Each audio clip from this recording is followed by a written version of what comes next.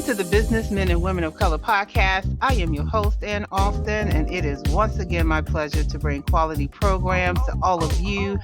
You know what I'm going to say. I am definitely excited because, again, in 2019, we are back with all of this new information. Definitely just get into the podcast this year. We have people that are really going to enlighten you, impact you, empower you, bless you with some information that you cannot get anywhere else other than the BMWC. And on top of that, we have two-time returning corporate sponsor here on the podcast for the interview today. And I cannot wait to see what he's been up to since last year. So we're definitely going to be having fun in this interview today. So before you guys move on, make sure you stay tuned and vote, share, and like this interview and all the other ones that we have. We have more than 57, 58, maybe close to 60 participants this year. I lost count because I'm just so excited. We are just elated with a lot of things that are going on, new topics, new careers, new industries. So you definitely have to stay tuned. Before we get started with our interview today, we'd like to take a moment to thank our corporate sponsors, which are Evangelism Radio, My Financial Home, Evangelism Radio, JNF Enterprises, Sears Consulting, Autism Families Rock, Awakening to Love, Eli Natoli, Kimberly McLemore, True Synergy, and Platinum Financial Services, along with all of our podcast participants holding it down this year in 2018. So again, as we had at the top of the interview, is that we're going to have two-time returning BMWC podcaster and corporate sponsor Robert Thibodeau from Freedom Through Faith Ministries and Evangelism Radio, our corporate sponsor, who is here for a second round here on the podcast. Just in case you didn't know, I'm going to read a little bit of his bio. He is a leadership and team building expert. He's a trainer and speaker, a veteran podcaster. He's also an online radio host and an ordained pastor and founder of Evangelism Radio, rated #1 in the world by shoutcast.com on many occasions in the online Christian radio genre. Robert is also a retired police officer supervisor with a 12-year U.S. Army veteran, serving in leadership positions as both enlisted and as a commissioned officer. And he is also the author of several books that he is going to be talking about today. And so we're going to get right into it as you read his bio. Robert, how are you? Praise God. How you doing, Ann? I was like, who's she talking about? I think I'm out of breath.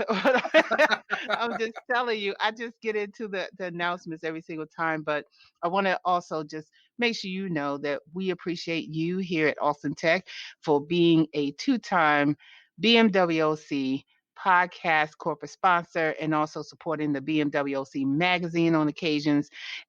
Just really, really happy that you are back, and just kind of give everybody up to speed who you are, and then they can click down below and catch your podcast from 2018. Hey man. Well, you pretty much covered it in the bio. I'm a Army veteran, retired cop. I got ordained in 2001. I've been in some form or fashion of ministry since 1995, and went to Bible school in 98 and then was ordained in 2001. Had my own church for a couple of years. Well, I was assistant pastor in a few churches. Then we moved to Baltimore, Maryland. I opened my own church, but the responsibilities of the police department, and I got promoted and sent to a different detachment, which meant, that my whole entire schedule is now up in our air. So we merged with another church that it was a friend of mine, and I was one of the chaplains of the police department I was with. And when I retired from there, I was injured in a work-related incident at work, and several surgeries later, they decided that I had to retire. So one day while I was recovering from another surgery, I was sitting at the computer desk, couldn't really go anywhere or do anything. I just asked the Lord, what do you want me to do? What's next? And it says, start your own weekly online radio, 30-minute online radio program.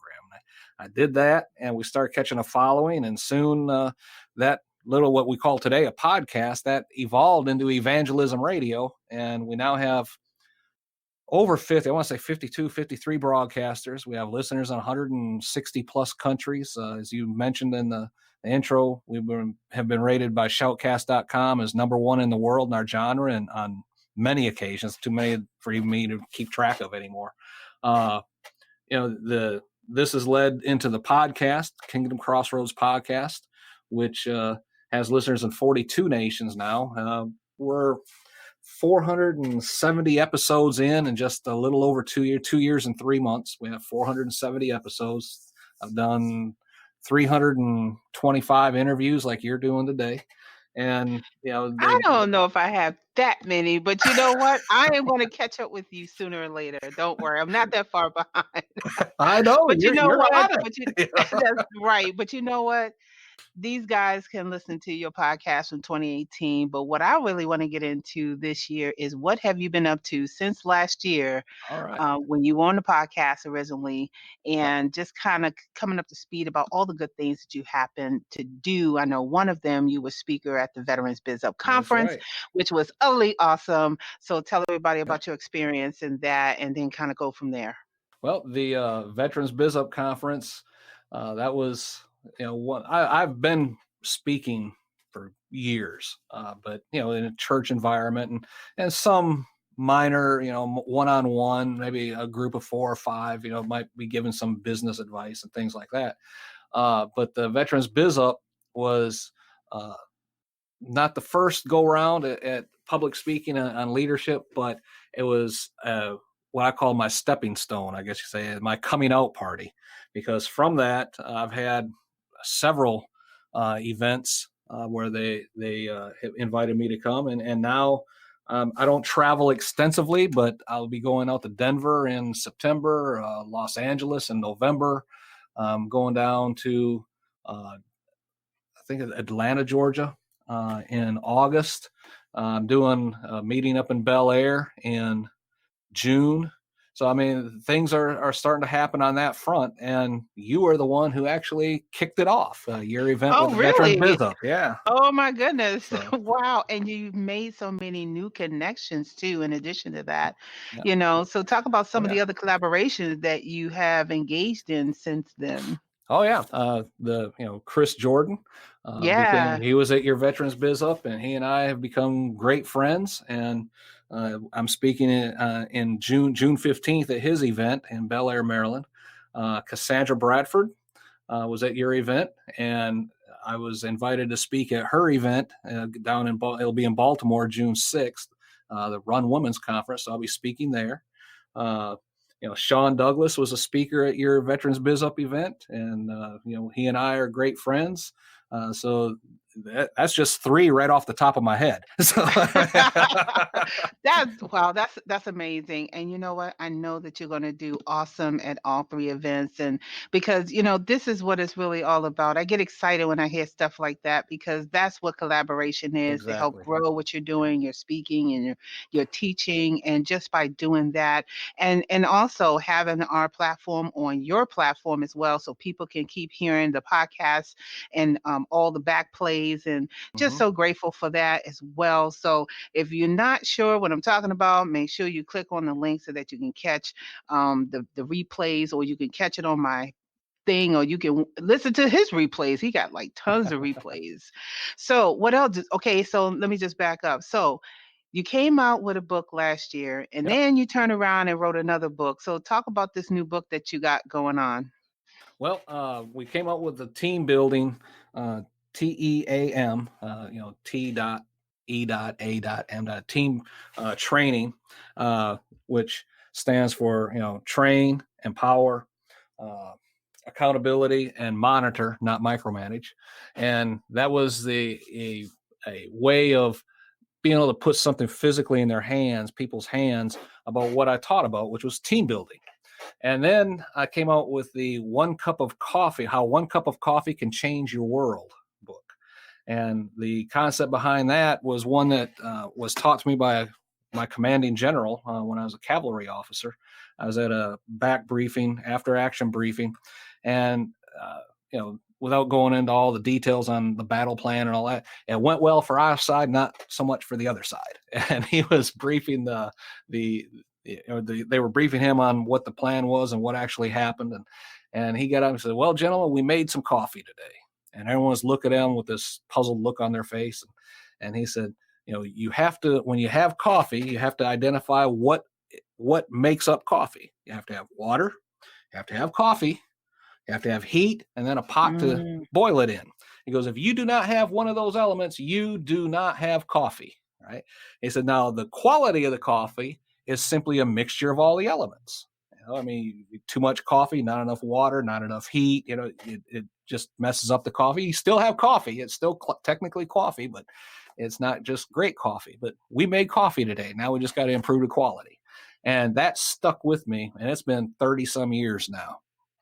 And that's been I won't say my mantra, but my guiding principle when I'm doing some type of training program with, my fellow soldiers when I was in the Army, and then as a police officer and a supervisor. If something wasn't going quite the way it was supposed to, I'd sit down and say, okay, after action briefing, and decide, what happened, what decisions were made, what went right, what went wrong. And say, well, gentlemen, we made some coffee today. And then, and they understood. And so much so that, my commanders would come in and say, so to make coffee today, Sergeant? So, I mean, that was they caught the principle. So I made this book last year, wrote this book and published it last year. And that's been my, basically that's my presentation now. When I go do these speeches and public speaking events, I'm going in teaching people about how one cup of coffee can change your world. Okay. So what has been the impact now that you wrote the book and kind of put it out there? What has been the impact or maybe the feedback that you received from folks who received your book? Outstanding. I've had nothing but positive comments about it. So much so that I've had some talks where some people have given me ideas on what I might as well announce it here. How about that? You're going to be the first one to hear this, other than a couple of people that I've talked to privately. Okay. You know about Jack Canfield and Chicken Soup for the Soul, right? And then they have all the series of Chicken Soup of the Soul books. You got for business and sports, and it just goes on and on and on. Well, I'm going to have I've already got the website, the domain, and all that taken care of. This is going to be how one cup of coffee can, and then not just change your world, but get you off of drugs, get you off of domestic abuse, can improve your life, and it'll be all this. Every series is going to be about how one cup of coffee can do that, and the concept's going to be the same. Let's break it down into its basic elements. Oh, boom, wow. boom, boom. And this is what you need to concentrate on. Nice. Okay. So one cup of coffee can help you start a business. Okay, what do you need to start a business, Ann? And don't start me up, and we'll have a class in here. Like we will start having a class in here. I don't think people are ready for that right now, Robert. I don't think so. I've been to a couple of your classes. Yes, and it was definitely so awesome. My students really loved everything about what you were saying. So let me ask another question. This is sort of different than I asked anybody else on the podcast thus far. What have you gained through this whole process from last year to this year that improved certain areas of your life? So can you speak a little bit about that? What have I gained? Okay. Number one would be confidence.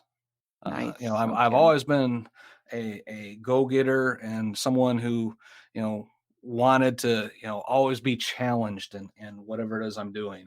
And when I got hurt as a cop, that kind of took the air out of my sail, I guess you could say, for many years. Depression and different things like that, because I wasn't able to do the things that I used to. I was always a runner, a marathoner, and the last time I ran was May 12th, 2007, the day I got hurt. It's just not been possible anymore. And so that lifestyle change, even though I have the Lord and I have the ministry and I have the radio station, I have 50 some people that I work with on a weekly basis and doing things. It was still just me sitting here at the computer and not really doing anything. maybe once in a while get an invitation to go speak at church and things like different churches and things like that. But last year in August, when we did the Veterans Biz Up conference, I got that spark again, and that has really transformed everything I've been doing since then. And so that's why I say you were my coming out party, and Oh, everything, wow. everything Oh, has wow. changed since then. I mean, my whole Well, attitude on life has changed since on then. life.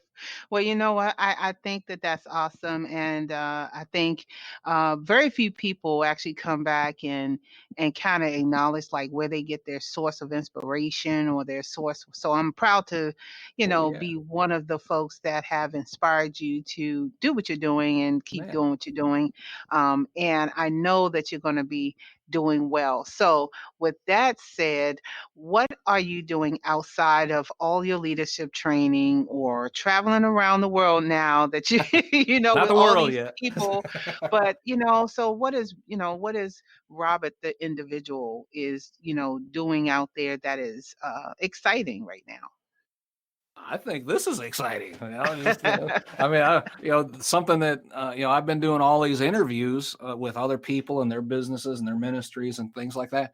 But now I'm getting contacted to do interviews, and I think that's exciting. I get to inspire other people by doing interviews such as this, uh, just because of the attitude change, I guess, my perception on I really have something I can offer now. Not I, that's not say I didn't have it before, but I was like, well, who wants to listen to me? Type attitude, right? But now it's like I can inspire. What well, I just got invited to go out to Los Angeles in November to the International Pain Foundation, their annual meeting, and the reason the presentation I said I would give would talk about how I overcame, the accident, the pain, and all that stuff that I was going through for the last, what is it, 12 years. That I can encourage someone else going through that as well. But it's going to be centered around how one cup of coffee got me through my pain, you know. So see how it just all ties together. But so all this has come about this past year simply because I realized that I can help other people just by explaining to them, let's, don't look at the big picture. Let's narrow it down to those 3 or 4 major things. Let's major on that, and the minors will take care of themselves. So, Okay, so can you give an example of the major things? well, it depends on the topic that we'll be talking about. If Okay. we're talking about starting a business, okay, well, Mhm. number one, who are you marketing to? You know, Mhm. well, I'll market to everybody. Well, then you'll sell to nobody. Uh-huh. You have to have, if I don't care if all you want to do is sell socks, right? Mhm. If you're not selling socks, you are providing a service to people who need socks, Socks, right? exactly. So, it's an entirely different way of looking at it. Well, I want to sell socks. Well, no, you don't. So there has to be a need for it. So who needs socks? And that's who you got to identify. And that's number one. And then, okay, number two, are you going to do it online or are you going to do brick and mortar? And then that depends on, that'll make your marketing plan. So, so that's why I say, let's focus on the majors and then the minors will follow suit. So. Okay, so my next question is, so since we're talking about occupations and business, if someone wanted to do something like what we're doing, which is podcast or Mm-hmm. radio broadcasting, which I think would be an interesting topic to talk about, Mm-hmm. how difficult would it be? And then the second part of the question is, has technology changed really drastically over the last few years when it came to podcasting, and how easy it's going to be to do one?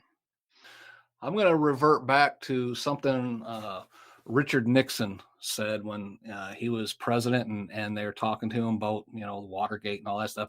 And he said, "I'm going to answer the second question last and the third question first." So,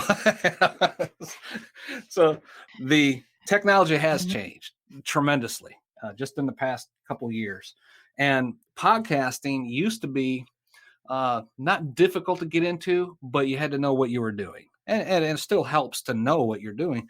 But today there are things where you can do an app. I'm trying to remember, is it Lineable? I think is the name of it. Where Well, no, Alignable is like a business networking group, okay, but I know I what you're can't remember. saying, that there's Yeah, some apps out there that you can try to yeah. use to Yeah, start a and podcast. right on your cell phone, and you just Mm, do your recording, and when you hit done, it publishes, sends it to iTunes, the whole thing. So it's very easy to use, which makes entry level podcasting a whole lot easier. And the podcasting itself, as we were talking prior to the recording, I believe podcasting is right now where like FM radio was in the late 70s, early 80s. It was there, everybody liked it, but you only listened to it when you were in the elevator. And then you had to special order the FM radio for the car and have special antennas run and all that. So it was an effort to get it. But nowadays you got a special order a regular AM radio in the car. Usually the newer cars have the USB plugs, and people are just going to be listening to their cell phones, which means mhm, podcasting is going to be more and more readily accessible. Uh, absolutely. so that's where we're at right now. And Mhm, I have a podcast training program that I help people with. And in that program, one of the statistics that I have, I don't know if I got it right here. Let me pull this statistic up on my computer, because this is from it's about, the statistics are like 2 years old, but 44% of Americans have listened to a podcast, and that's up mhm, 12 million listeners from 2017. mhm, 64% have at least heard of a podcast. mhm. 26% of Americans listen to a podcast once a month. That equals 73 million listeners on a monthly basis, right? 1/3 of Americans aged 25 to 54 listen to podcasts every month. And that number's up 62%. Approximately 27% of males listen to podcasts. Women, the listener went up to 24%. So that's continuing to increase. In 2018, 6 million more Americans listened to podcasts as compared to 2017. There's on iTunes a couple years ago, there were 650,000 different podcasts. Okay. Now, out of that 650,000 podcasts, 1/3, over 200,000 of them, have less than 3 episodes. In other words, people Wow, tried wait a it. minute. Yep. Repeat that number again? There's Have less. 650,000 podcasts on iTunes, which is now called Apple Uh-huh. Podcasts. And out Okay. of that 650,000, 1/3, a little over 200,000 podcasts have less than 3 episodes.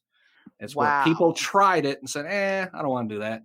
And And then decide to stop after the third yep. time. If they want, some of them have nothing, not even one episode. Not even one. They've submitted it and Mhm. then didn't do anything with it. So Wow.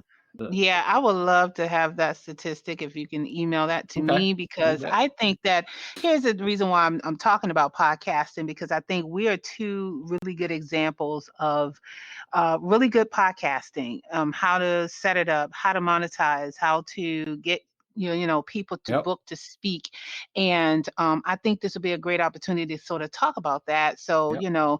I think I'm going to start off by just saying the difference between a good podcast and a bad podcast from an operation standpoint. We Okay. could talk about the clients out, but but, I say that the major difference, when you could tell that it's not a good podcast, when there's a couple things. One, you don't really have a message or a theme Right. that makes sense, that resonates with your audience. If you don't have anything that people want to listen to, it's a bad podcast. You're just Yep. putting it out there to the universe with hopes that you're going to get your listeners, because you're starting a podcast without followers, That's right. right? Now, a lot of times you're not going to have followers in the beginning, right? I understand that. But Absolutely. you got to start somewhere, either through social media to build up a following, so that when you do have a podcast, you have the type of people that will listen to what you have to say, right? Yep. And they want to come back for more information. So having a good podcast is one, understanding what it is. Like my aunt who told me, God rest her soul, she said, you have to have something to say. You have to have a message that radiates and and really relate to people on a certain level because you're looking for that person. So it goes back to what you're saying. If you're trying to market to everybody, you're going to market to no one because y- everybody is not your customer.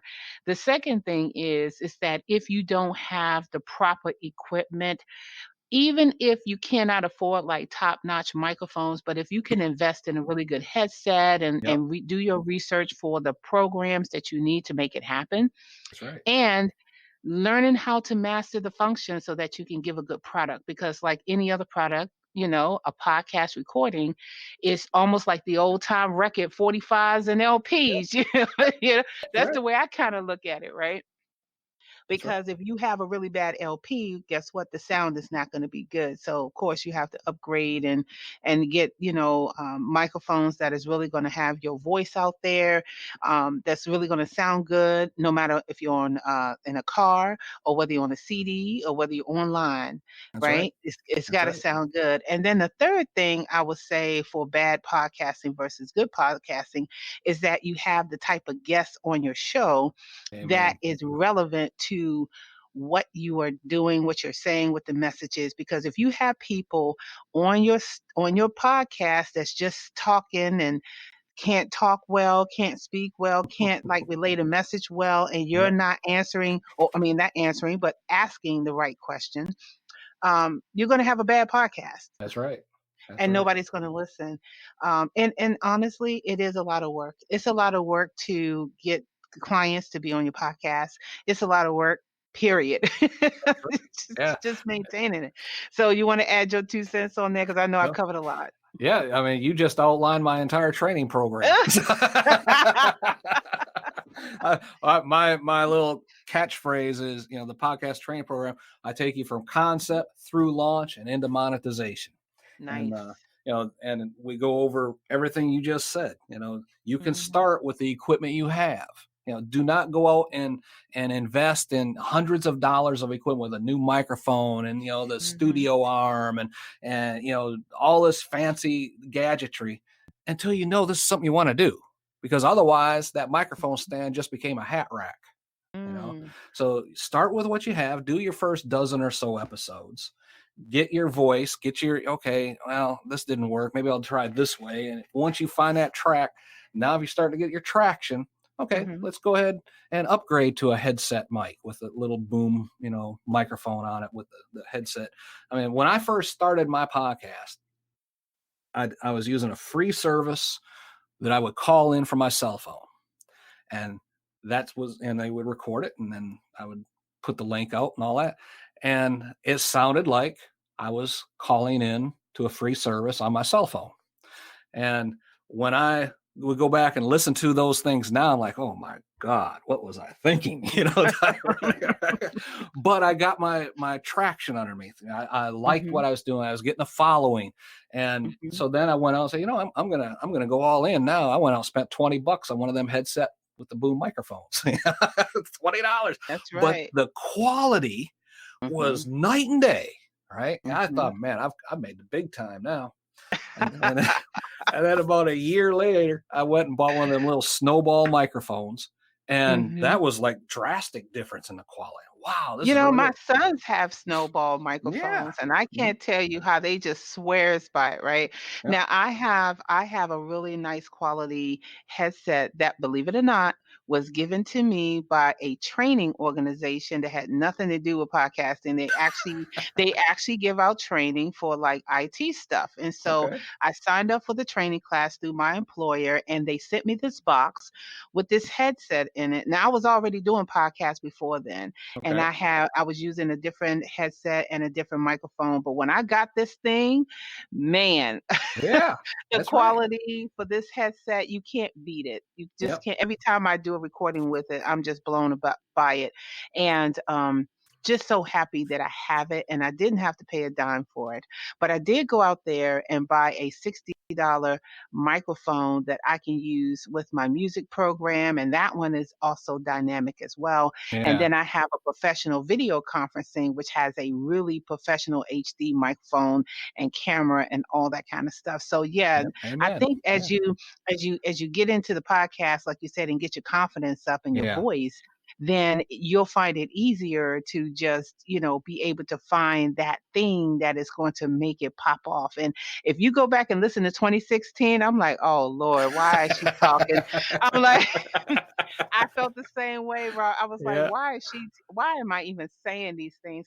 And another thing that I want to add too about the difference between having a good podcast and a bad podcast is that I had to actually practice my speaking. I had to stop saying and you knows Right. and Yep. and stuttering, and it definitely takes practice, and you have to understand your own personality and your culture Yeah. within the podcast. Otherwise, you'll just be like any other talk show that's out there that's doing just saying something An and not amateur saying talk show. something. Yeah. An amateur talk Amateur. show. That's right. Oh my goodness, Yep. that is so awesome. So, I would say outside of that, I would say give like two, maybe one big one maybe about how someone can monetize their podcast, the major thing that they need to do.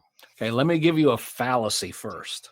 Okay. The major fallacy on monetization is you have to have 1,000 downloads per episode before anybody will even look at it. Wrong, because you know people. And if let's say you have a podcast dealing with auto repair, right? You can go down and talk to your local repair shop or your local tire shop or your local brake shop and say, hey, for $50 a month, I'll mention you at in the pre-roll of my podcasts. And that's free advertising for you. And I'll have you there with someone if they're a call-in program or something like that. And they say, well, where can I get my car fixed? Well, where do you live at? And well, I live on the west side of town. Oh, west side of town. Well, one of, XYZ Auto Mechanic, they are, one of my sponsors, and they're right over there by where you're at. Stop by and see. So you're sending them business, right? Even on the podcast. And, $50 on the west side, $50 on the north side, $50 on the south side, $50 on the east side. There's, $200 a month coming in for your podcast right there. And all you're doing is mentioning the company on the podcast. So that's, you don't Like have to pretty have much like 1,000 I do. downloads. Yeah. You don't have to have 1,000 downloads per episode. Oh my gosh. Yeah, absolutely. Now, if you want to go Wow. get Coca-Cola or Pepsi or something like that, Mhm. yeah, they want to see, that there's the listenership there. But you can Mhm. start where you're at. That's the whole concept of my podcast training program. Start where you're at. And, if whatever your theme, if your podcast is on, improving your golf game, go to the local golf course and say, hey, $25 a month, or, whatever you want to work out with them. I'll mention, I play golf at your golf course, and this is where I do the practices, and, you got great instructors here and all that. What professional golf course is not going to say, oh, $25 a month? Yeah, no problem. I mean, so it's there. The money is there. Just don't think you have to be, well, I'm the number one rated podcast in the entire world. Now I can start getting money for it. No. Right, exactly. There's so many ways in which you also can monetize. Of course, everybody knows I have sponsors and you Yep. have That's different this. levels, Yep. but I would want to add one other thing to that, which is don't be overzealous in trying to get people to pay for your for the intro, outro, or Right. middle advertisement. For Yep. be realistic That's about where right. you are in terms of where your podcast is infancy when you're starting Mm-hmm. out. Everybody is not going to pay like top notch price because you have a podcast platform. That's right. And a lot of people, believe it or not, will ask you, who is your listenership? Have you done this before? How many years you've been into it? Because they want to feel Yep. confident that the investment that they put in, that they're going to get the rate of return. So Yep. you definitely have to make sure that you're not like overpricing or underpricing your podcast accordingly, and it all That's right. depends on the nature of your podcast too. Right. That's right. Yeah. Yeah, we're going to give away all the Yep. secrets today, Bob. Like there's secrets out there, Amen. right? That's right. Yeah, Yeah, but but yeah, I no, just that is completely 100% spot on, because if you go up to, let's say, the golf course thing, and you say, hey, mhm, would you be a sponsor for my podcast? I go, okay, well, when, mhm, how long you been doing it? Well, I'm getting ready to start. Okay, so you don't have a podcast yet. Well, as soon as I get enough sponsors, I'm going to start. Okay, well, when you get enough sponsors and you start, come back and see me. Yeah, because nobody wants to be the first when you're Right. not out there. Yeah, that's right. Yeah. I actually had that happen to me when I first tried to start my business way back like in 2000 something. I was already doing something in 97. So I was actually already out there. I called myself, I did my business plan. I had my business Hmm. plan all written and everything. And I had two clients who actually paid for my service. So they knew what I was all about, right?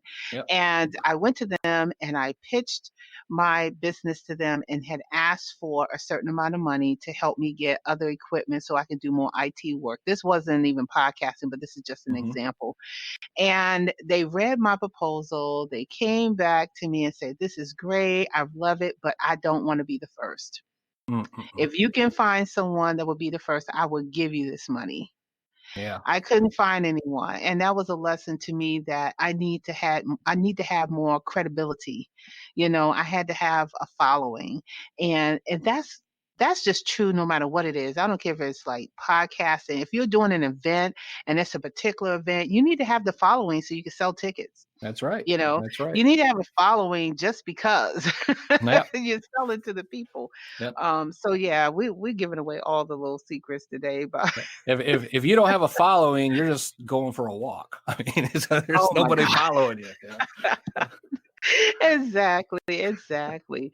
So we're coming down to the end of your interview and everything, and this has been fantastic. Amen. Giving out all these tips, and I hope people are catching some of this stuff because podcasting is the new wave. And matter of It fact, is. podcasting is now becoming the new television. So, Yep. That's especially on fact. mobile devices, and we talked about that.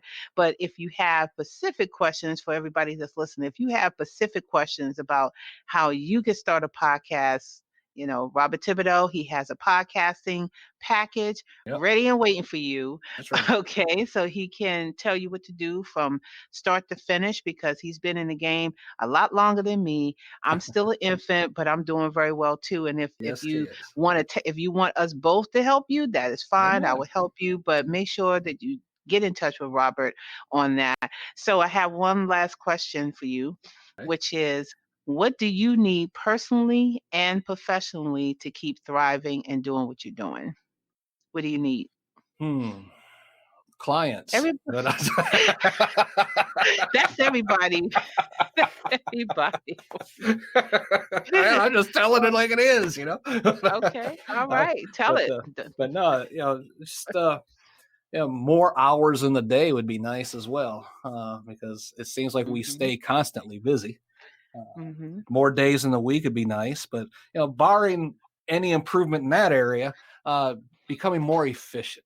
Mhm. That allows you to do more with less, even with less time. Because if you concentrate on becoming more efficient in what you are doing, that one improves the quality of what you're doing, and that will also cut down on all the unnecessary tasks that are going on as well.